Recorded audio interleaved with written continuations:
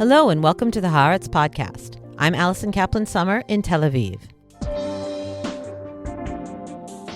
Once again, Israel is commemorating Yom HaZikaron, Israel's official day of remembrance for fallen soldiers and terror victims, followed by a ceremony that transitions the country into its Independence Day celebrations.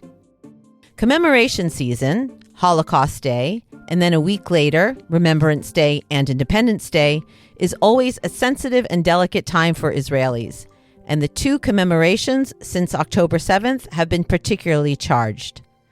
On one hand, there is a desire to be united in grief and solidarity.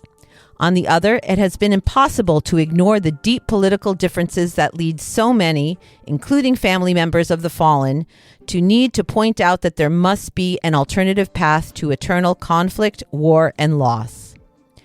For over a decade, that sentiment has been expressed in an alternative ceremony contrasting with the official government commemoration. The alternative joint Israeli-Palestinian Memorial Day ceremony was created by two organizations, Combatants for Peace and the Parents Circle Families Forum. Unlike the official ceremonies that focus solely on fallen Israeli soldiers and terror victims, this event offers a platform to recognize the shared pain and a shared future with Palestinians. Joining me to discuss the ceremony, what it stands for, and what it means in particularly to the families of the victims of the October 7th massacre is Yonatan Zeigen, who sits on the board of the Parents Circle Family Forum. On October 7th, his mother, Canadian-Israeli peace activist Vivian Silver, was brutally killed in her home on Kibbutz Be'eri. Yonatan, by training a social worker and mediator, became a full-time peace activist after October 7th. He also writes and has contributed columns to Haaretz.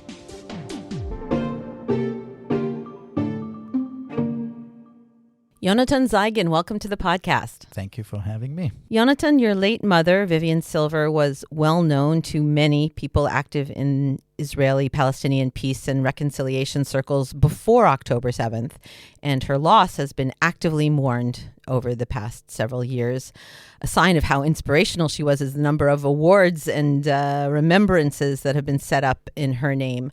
But there are going to be listeners who don't know who she was. So can you just familiarize us with your family's story? Tell us about her, how she lived and how she died. She was born and raised in Winnipeg, Canada. I kind of call it the Be'er Sheva of Canada.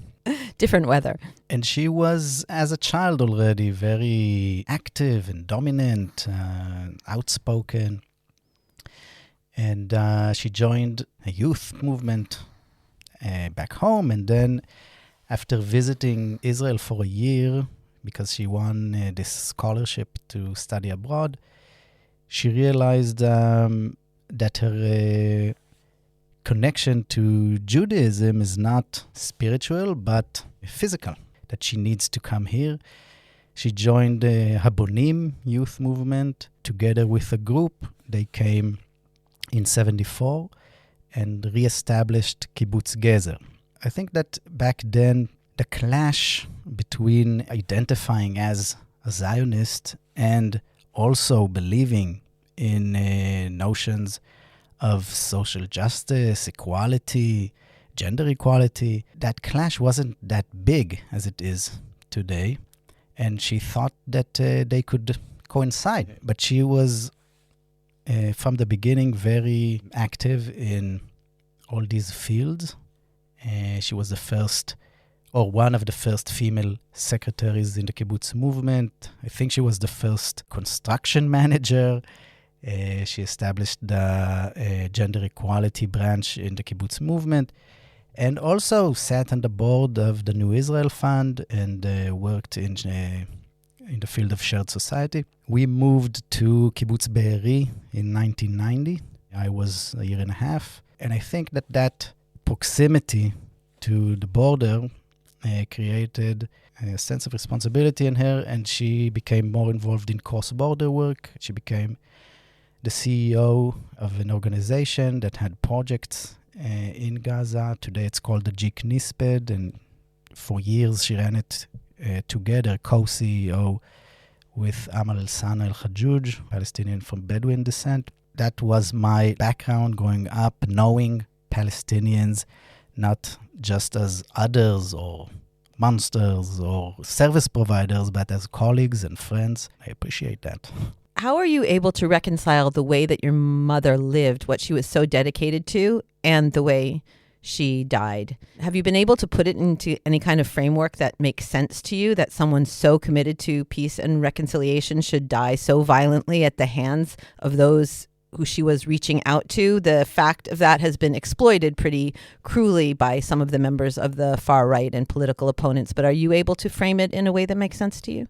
I think that her death, and in general, the way we experience political loss, shchol, one of the main reasons why it's so terrible is because it's preventable. And I think that she dedicated her life to the possibility to prevent these kind of prices and phenomena of violence. But doing that is not like an insurance policy. It's not that if you are a peace activist, then you, smear the blood of the lamb on your door and then violence will pass you over. It doesn't work like that. The minute violence erupts, the minute you live in a context of war, then you are as vulnerable as any other. And that was the point, I think. And it is the point that as long as we maintain, create, enable a context of war and violence, then we make ourselves vulnerable as much as we make our victims vulnerable. What do you remember most vividly about the experience of October 7th and the days and weeks immediately afterwards? You spoke with your mother, right, in the last moments of her life, and for a while you thought perhaps she had been kidnapped until her death was confirmed. Yeah, I woke up in Tel Aviv. We were supposed to be there. My partner is also from Be'eri, and we used to spend all of the holidays there. But we didn't come arbitrarily. And I remember at first trying to continue sleeping. It didn't really threaten me that much that there are sirens. And I said, okay, another round of violence. But very kind of quickly I realized that this is unusual, and we got on the phone. One of the things that I really remember vividly is this point that I realized that this is not going to be resolved. That, thinking through those hours of thinking, okay, in a minute, and the minutes passed, there's no army, and deciding, a conscious decision. I asked her, do you rather us continue till the end, or should we say goodbye now? And we did. We said goodbye. She was in the safe room of her house? Yeah. And I heard the gunshots through the phone outside of her window. So we had that opportunity. And I cherish that because a lot of my friends didn't have that moment that I could tell her how much she was loved and appreciated by me, by my kids. And then, afterwards, this deep feeling of helplessness, that I can't do anything about it. And out of that, like I said about her before, this sense of responsibility. It really struck me that this is a pivotal point for me as a person, that to become engaged in change and in the effort of preventing others from both sides to pay these kinds of prices. In your self-description on social media, you describe yourself as following in your mother's footsteps. You must have felt an outsized responsibility since your mother was not only a victim of the October 7th massacre, but she was a public figure, one of the most public people lost at that time. And you hadn't been very active or public in the years leading up to what happened, right? Yeah. In my early 20s, I was active. I volunteered with organizations like Rabbis for Human Rights and Combatants for Peace.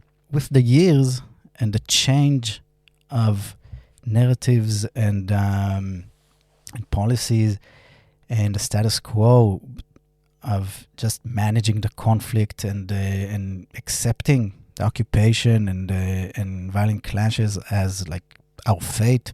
Back then, that feeling of helplessness that I can't impact our reality made me shy away from engagement. And I call it my political coma. So it was about like 9 years of disengagement, of holding on to this fantasy that we can lead normal lives, go to work, raise our kids, disregard our occupation and the conflict. So yeah, it was a major shift, not in my convictions, not in my perceptions, the way I analyze reality, but in the way I lead my life in the day-to-day.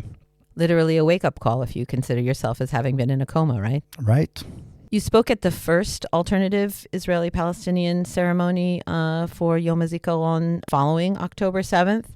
Was it clear to you after it happened that you would immediately be part of the ceremony, part of this community, the parent circle, part of the team that puts together the ceremony every year that joins with the other side of the conflict and commemorates together with the Palestinians? You never had any hesitation about doing that, I presume. No, I remember going to the ceremonies before, like years before, with my mother. I think, the reason I wasn't a part of that organization is because I wasn't bereaved. It was clear to me that this is a community that I feel comfortable being a part of and proud to be a part of. And it's part of my effort to contribute whatever I can to political change, societal change.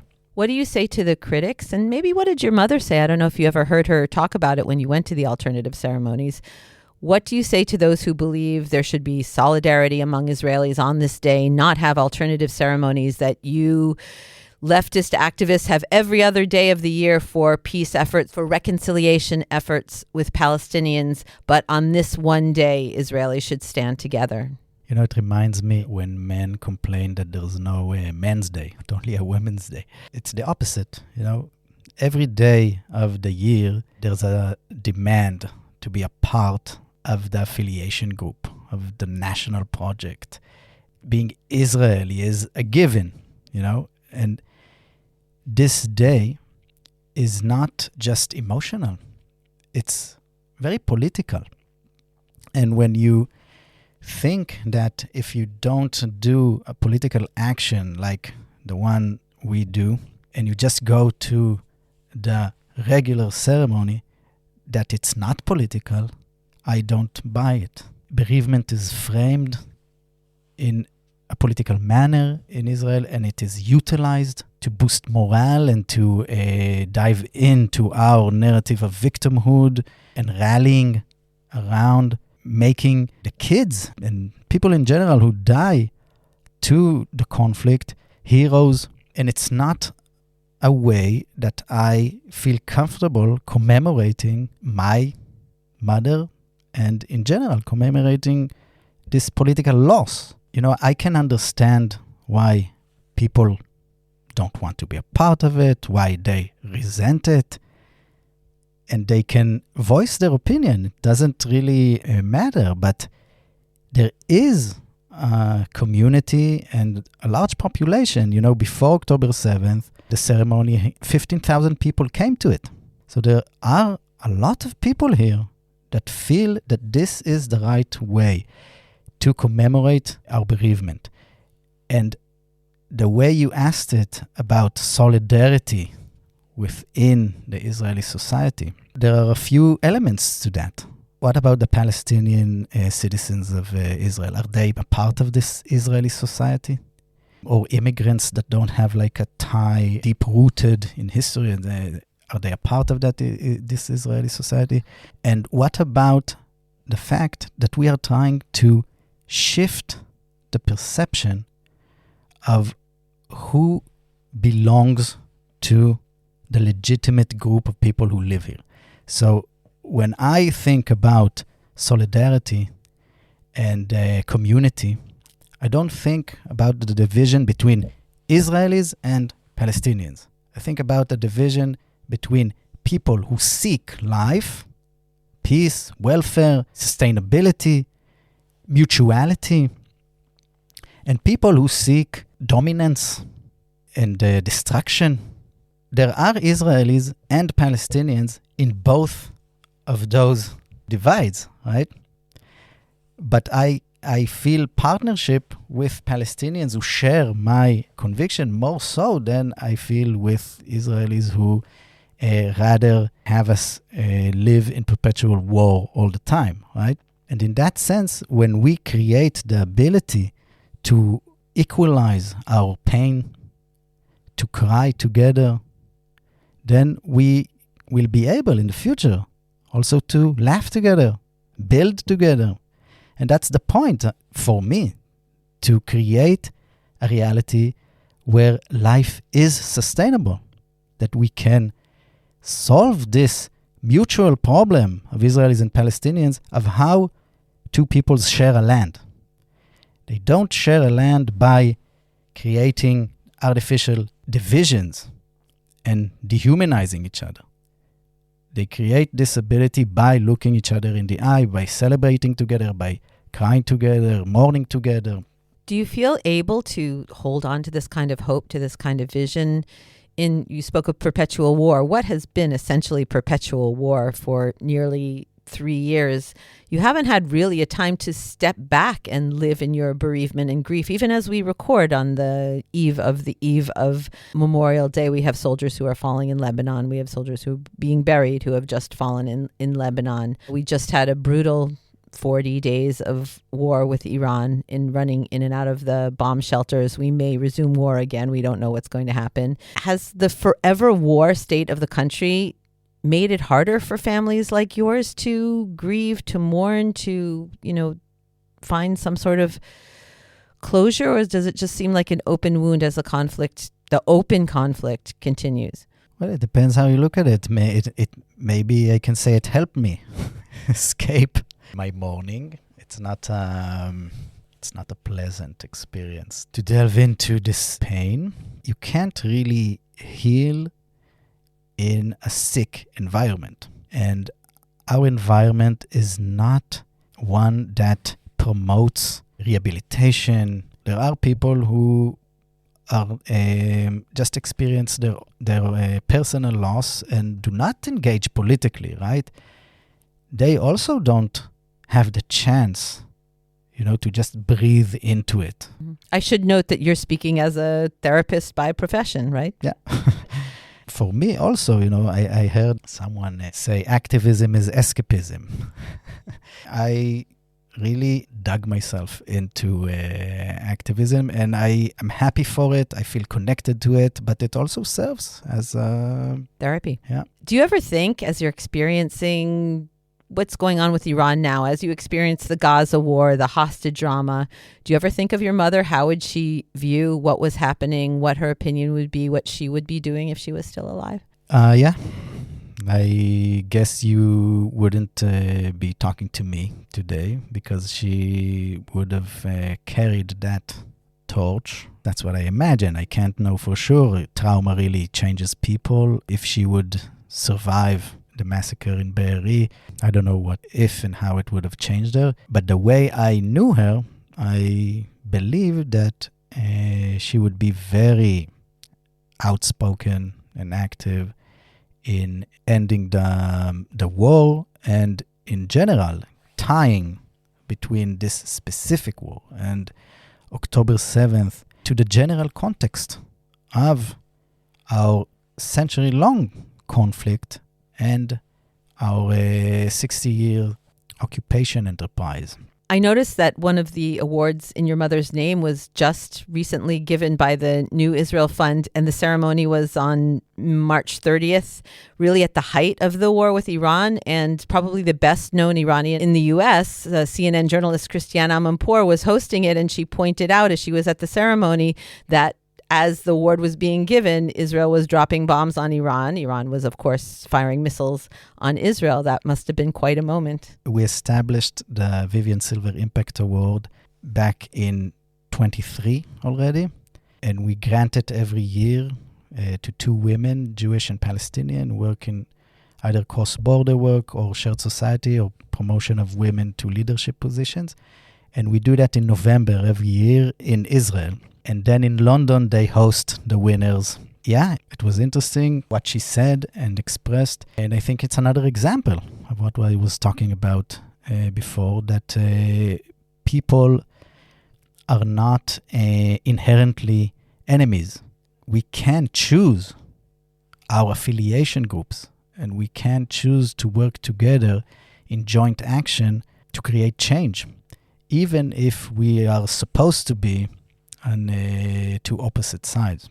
You wrote in Haaretz back in January, I'll quote you to yourself, you wrote that the profound gap, a real abyss between the quantity, variety, urgency, and scale of activity among individuals and organizations in the peace and human rights movement in Israel and Palestine, and the total lack of resonance that activity has among the general population. I actually thought of that when I've been following the book tour in the United States by Maoz Inon and Aziz Abu Sara. They're also spreading that kind of peace and reconciliation message, which is unfortunately such a minority, such a small slice of what's going on in Israel, Palestine.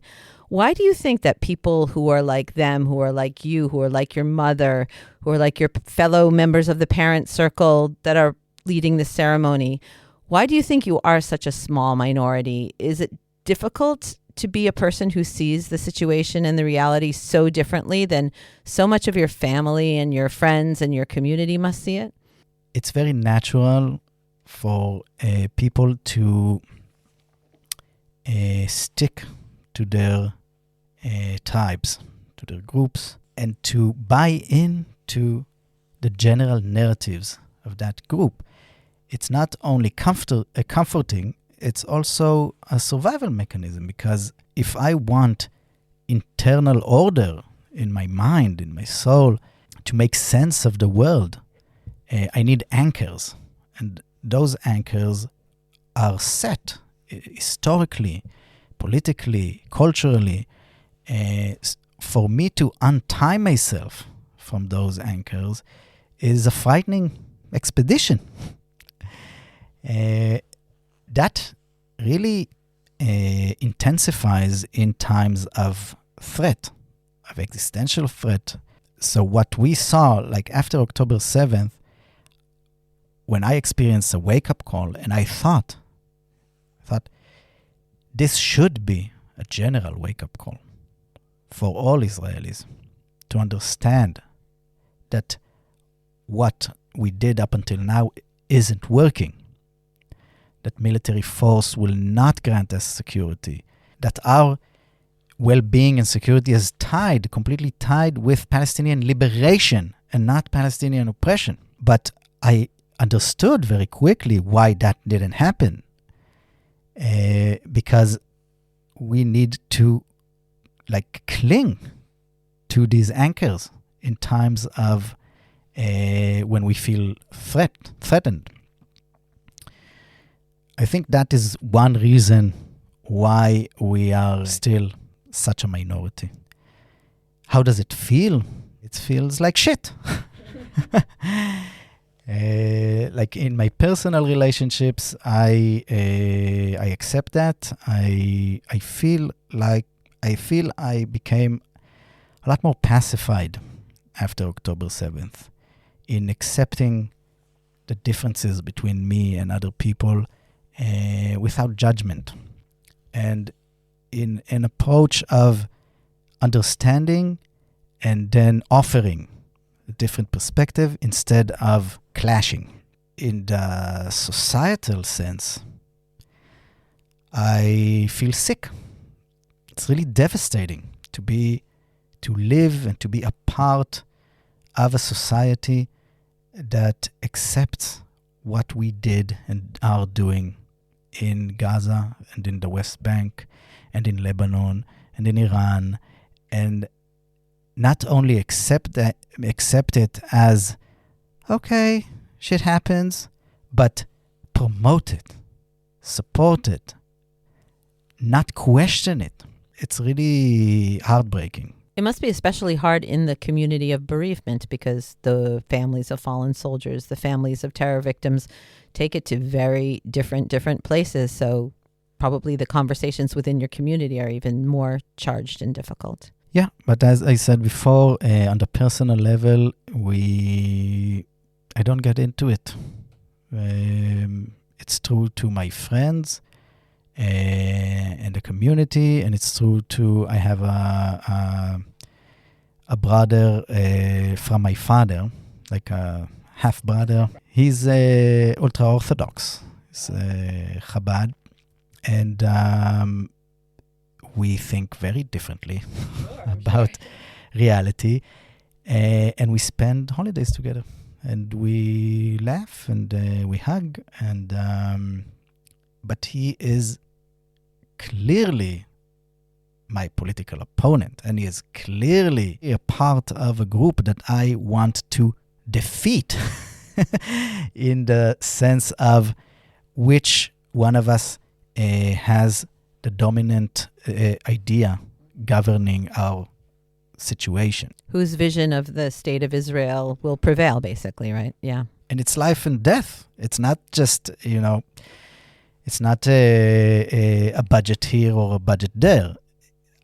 It's a zero-sum game. If our vision won't prevail and won't become more dominant in the near future, I don't think life here will be sustainable. Yonatan Zeigen, all I can say is good luck with all of your activism, with all of your future endeavors. And I dare to say that probably your mother would be very proud of how you've reacted to the events and the tragic circumstances. Thank you. I hope so.